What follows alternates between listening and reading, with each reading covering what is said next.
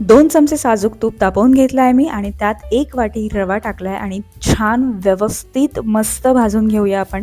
आणि खरं तर कुठल्याही गोष्टीला म्हणजे गोड पदार्थाला चव आणायची असेल तर ती साजूक तुपाशिवाय होत नाही. आणि 1 वाटी रवा व्यवस्थित गुलाबी भाजून झाल्यावर आपण त्यात 3 वाटी टाकलं आहे दूध.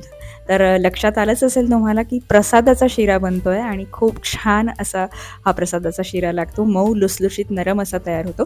तर इथे आपण 1 केळाचे काप टाकलं आहे. 1 केळं जे आहे त्याचे काप करून मी टाकले आणि ते छान स्मॅश करून घेतलं आहे. आणि आता टाकतोय ती म्हणजे 1 वाटी साखर. अगदी योग्य प्रमाणासह हा छान प्रसादाचा शिरा तयार होतो. बरेच जणी पौष महिन्यात रविवारी हा करतात, तर त्यासाठीच आपण हा व्हिडिओ टाकतोय.